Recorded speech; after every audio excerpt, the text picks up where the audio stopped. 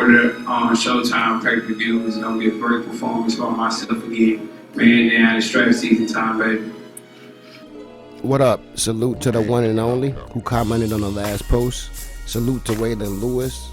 Salute to Tony Price down in Philly. And Tatanisha Williams, she commented, "Let go, Mr. Spence. Thanks for your comment and thanks for watching. Errol Spence Jr., strap season. Man down, 3 belts on the line." For you and Terrence Crawford to fight? It's big. I mean, you know, it just has to make sense. It's like Pacquiao and Floyd. I mean, it just has to make sense. It got to be, you know, all the money in the pot. And, you know, everybody get their fair share. April 16 at AT&T Stadium, home of the Dallas Cowboys versus Yordenis Ugas. Ugas, the WBA title holder, is confident and crafty. He stands 5'9" with a 69-inch reach from Santiago, Cuba. Over the years, he's moved up the ranks. Faced Shawn Porter, Manny Pacquiao, and now the big fish, Errol Spence Jr. Strap season 4. The sports public would love to see that matchup. Definitely. I mean, he's telling the truth. I mean, you know, you gotta pay us our worth. Me and Terrence, we're gonna get in there and try to kill each other. So I mean, you gotta pay us our worth, and you know, as long as the money's there, the money's in the pot, and it makes sense, it's definitely gonna happen. I mean, I done talked to Al about the fight before. For the last 20 years, the welterweight division has primarily been dominated by 2 names, Manny Pacquiao and Floyd Mayweather Jr. But now it's a new season, a new era. Ambition and the hunger for more titles is the mission. Unify the division at all costs. Take a loss and get tossed to the back of the line of title contention. At the time of this video, Errol says he's taking the belt from Ugas and he wants to get straight to Terrence Crawford this year, 2022, and take that WBO strap, which is exactly what boxing fans have been waiting on, because that's the fight we all want to see. That was up to the challenge, but Thurman, like I said, he was sharp. However, now he needs to go up a level and show that he can go up against the best of the division. He needs to go after them. We know about the eye injury, we know about the car crash, the comeback fight versus Garcia, but now it's time. Errol is looking focused, looking stronger than usual. He's putting some serious thump on that heavy bag, improved ring IQ. As of lately, Errol's been quiet, and I think that's bad news for Ugas. Okay, we're a couple weeks out. What do we know? After this fight, the IBF, the WBC, and the WBA title will be in one man's clutches. Someone will flaunt 3 belts. Errol knows what's on the line. This is his second comeback fight. This is his rep on the line. There's history to be made. Errol looked good versus Danny Garcia, but I expect him to be a lot stronger in this fight, a lot more aggressive. The stakes are higher now. Ugas is really looking good. Can't just overlook him. Ugas is looking extremely sharp and probably a lot faster than I've ever seen him before. He's not gonna lay down. Ugas, growing up in the Cuban boxing system, has seen a lot of southpaws. There are a lot of lefties in the Cuban boxing system, so Errol being southpaw won't bother him. Errol's jab will be a big problem for Ugas. Dealing with a volume jabber speeds up the fight and wears you down mentally in the long run. Makes it hard to settle into your offense. Ugas can fight on the inside or the outside, but seems more effective at mid-range. His offense seems more fluid there for rapid-fire counter punches to the body as he likes and right crosses. But at the mid-range, Errol is dangerous, clubber lane shit. They both set traps to counter the opponent's jab, but Errol's mid-range offense is intense.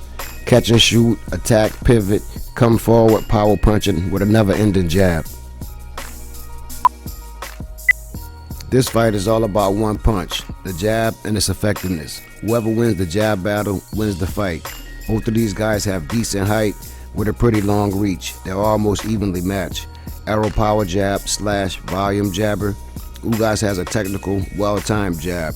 Errol is great at controlling distance with his jab. Doesn't matter if it's a touch jab or a power jab. You have to respect it. And he also uses it to pin you to the ropes. Ugas versus southpaws is excellent at countering jabs. He's really good at baiting you to jab, slipping and countering over the top. We all saw that versus Manny Pacquiao. He also uses it to blind you and throws looping right hands right after. Very effective, but I expect Errol to win the jab battle. Moving on, they both faced Shawn Porter and had success versus him. They both had the height advantage also. They both started slow and brought a lot of pressure at the end of the fight. Porter used a lot of movement against both. Porter seemed more willing to mix it up with Errol than he did with Ugas. In the late rounds, Ugas was full of energy and Porter seemed to slow just a little bit. Porter faced Errol. He didn't slow down, but he was clearly outmatched. They both attacked the body well. Ugas loves the counter to the body. He really attacks the liver. He sometimes starts his combinations with double left hooks, first to the body, then to the head. Very sharp and quick body puncher. I think Ugas is very underrated in this department. And when it comes to Errol's body attack, we think dominance. When he gets you pinned on the ropes, it could be a long night. I feel like he attacks the body like some of the old school greats. When he really starts to dig in, he forces you to try and clinch or bite down and really fight. This is where he breaks the will of a lot of his opponents. Spence seems to punch harder to the body as the fight goes on. Props to Ugas though. He really doesn't give up much to the body. He keeps those elbows tucked in tight for protection, and he doesn't play around on the ropes, so this would be a true chess match. Okay, so this is going to be a very exciting fight. 3 belts on the line, so you know they're both coming to do damage. Both of these guys are good at controlling distance. They both have a lot of respect for each other. Errol's going to be fighting in his own backyard. With that being said, I think Ugas should go after Errol early, but we all know Ugas is a counterpuncher and would rather go second. If he did press the issue early, he might be able to take the crowd out of the fight, but doing that would take him out of his element. As for Spence, I think he might come out and have a long fill-out process, and he probably won't go after Yordenis until the mid-rounds. I think he wants to make a big statement to show the world he's really back. Ugas is usually in the high guard, and he's rather flat-footed, but ready to counter with precision. But in my opinion, I think being flat-footed is putting him at a huge disadvantage. He doesn't move like a Sean Porter or like a Keith Thurman. He'll be there for the taking. Let's see what former welterweight champion Keith one-time Thurman has to say. Yeah, so, Errol trying to pin down Ugas might not be an easy task. And Ugas, we never really seen him sit on the ropes a lot. So Errol dominates very well when fighters end up being pinned up on the ropes. He throws some nice body shots mixed in with a nice hook up top. And since I mentioned Sean Porter, let's see what he has to say. Errol Spence Jr. beats Yordenis Ugas 4 out of 5 times. This fight just, it's hard for me to put aside everything that Errol Spence has been through. And I even put myself in his shoes. There's a ton of things that I've gone through, and I've literally put them aside and handled my business in the boxing ring. Boxing fans are patient. We want unification. 2022 is strap season, and it seems like that's what we're getting. Crawford has the WBO title. He's the missing piece to this unification puzzle. Speaking on Crawford, him and Spence are basically saying the same thing now. They want to fight and they're ready to get it on, but they don't make the fights. It's up to the promoter to get the job done, but neither of these fighters are ducking each other. But the task at hand for Errol is Ugas. Ugas says he's 100% positive that he can beat Spence. I think Ugas has too many things going against him. He has 27 wins with 12 KOs and 4 losses.